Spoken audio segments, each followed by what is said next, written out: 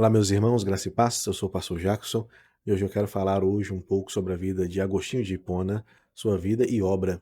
Quando nós falamos da história da igreja, poucos nomes brilham com tanta intensidade quanto o de Agostinho de Hipona.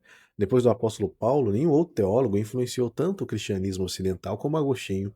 Ele foi o maior dos pais latinos e um dos maiores teólogos da graça, do amor e da soberania de Deus. Agostinho não foi um pensador isolado numa torre de marfim. A sua teologia nasceu em meio a crises, conflitos e batalhas pastorais. Ele viveu entre os anos de 354 e 430 d.C., numa época em que o Império Romano no Ocidente estava em decadência e muitos pagãos culpavam os cristãos pela queda do império.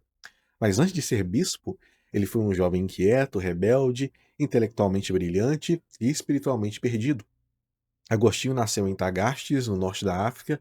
A sua mãe, Mônica, era uma cristã piedosa e perseverante em oração. O seu pai era pagão. E desde cedo, Agostinho demonstrou grande inteligência e aos 17 anos, ele foi para Catargo estudar retórica, tornando-se um dos oradores mais brilhantes da sua geração. Mas a sua vida moral estava longe de Deus. Ele mesmo relata em sua obra mais famosa, As Confissões de Agostinho, que viveu entregue à imoralidade sexual. Ele teve uma concubina com quem teve um filho chamado Adeodato. Há um episódio também famoso de sua infância chamado Roubo das Peras. Ele não roubou por fome, mas pelo prazer de transgredir. Mais tarde, ele usaria esse mesmo episódio para refletir sobre a natureza do pecado humano. O mal não está nas coisas criadas, mas na vontade corrompida que se afasta de Deus. Ele amava as belezas inferiores com um fim em si mesma e afundava, né, cada vez mais na escuridão espiritual. E aqui surge a sua famosa frase: Fizeste-nos para ti, e inquieto está o nosso coração, enquanto não repousa em ti. Agostinho era intelectualmente honesto, ele queria a verdade, primeiro ele aderiu ao maniqueísmo, uma seita dualista que ensinava a existência de dois princípios eternos, o bem e o mal. Tem um vídeo meu que eu já postei, que eu falo sobre isso. Depois ele foi influenciado também pelo neoplatonismo, que ajudou a compreender a dimensão espiritual da realidade, mas nada disso satisfez a alma de Agostinho. Foi então que, em Milão, ele ouviu as pregações de Ambrósio de Milão. Ambrósio respondeu às suas objeções intelectuais ao cristianismo e mostrou a profundidade espiritual das Escrituras.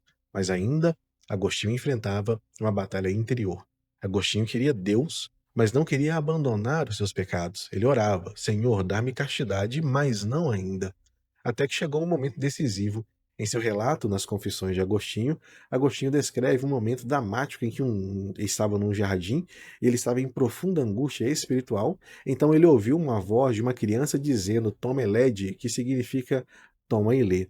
Ele interpretou aquilo como a direção de Deus. Ele pegou um rolo das Escrituras e abriu e leu o primeiro texto que ele encontrou, que era Romanos capítulo 13, versículo 13 a 14, que diz: Revesti-vos do Senhor Jesus e nada disponhais para a carne. Naquele mesmo instante, ele diz que uma luz de serenidade inundou seu coração e toda a escuridão desapareceu.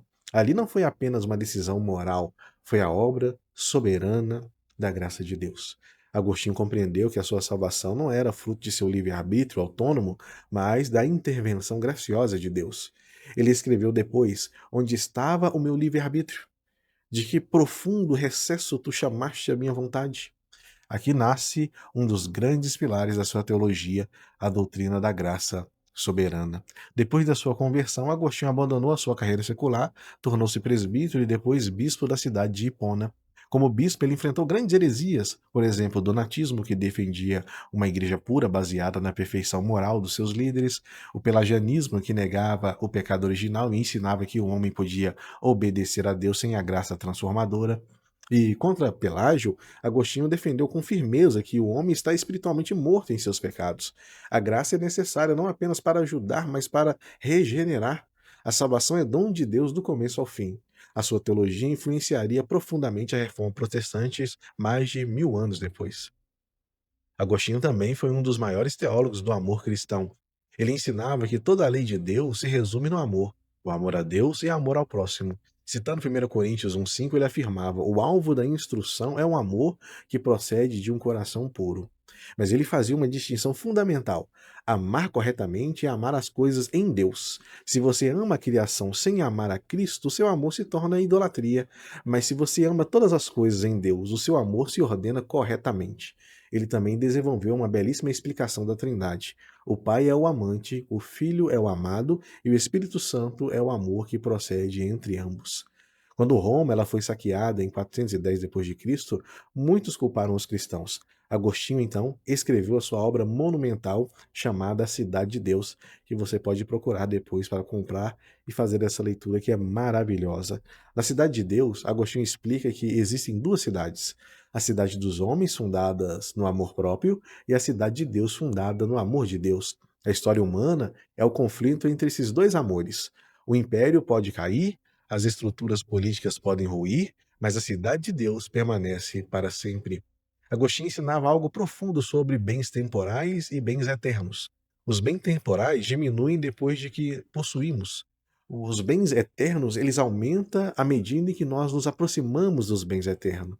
Aqui ele ecoa 1 Coríntios 13, né? Hoje nós vivemos pela fé e pela esperança, mas um dia a fé dará lugar à visão e a esperança será consumada e o amor permanecerá para sempre mais forte do que nunca. Meus irmãos, Agostinho morreu em 430 d.C., enquanto os vândalos cercavam Hipona. O império estava ruindo, mas a sua esperança estava firme em Deus. O que nós podemos aprender com Agostinho? Nenhum pecado está longe demais da graça de Deus, meus irmãos. Agostinho foi eh, um jovem ruim na sua época, levado a todos os ventos de doutrina, a pecaminosidade, mas a graça de Deus o alcançou. O intelecto sem Deus também produz inquietação. O pecado é a desordem do amor e a graça é soberana e transformadora. O nosso coração só encontra descanso em Deus. Tudo isso nós aprendemos com Agostinho de Hipona. Talvez você esteja hoje buscando satisfação nas belezas inferiores, como Agostinho. Talvez esteja intelectualmente curioso, mas espiritualmente distante de Deus, como um dia foi Agostinho. Talvez você esteja lutando contra um pecado persistente, como lutou Agostinho. Mas a mensagem da vida de Agostinho é clara: Deus ainda chama, Deus ainda regenera, Deus ainda transforma rebeldes em santos. E como ele mesmo declarou, tu nos fizestes para ti. Que o nosso amor seja ordenado, que a nossa esperança esteja na cidade eterna e que o nosso coração encontre descanso somente em Cristo. Porque no fim, a história de Agostinho não é sobre a genialidade de um homem, mas é sobre a graça irresistível de nosso Senhor e Salvador. Que Deus abençoe a vida de vocês. Um grande abraço.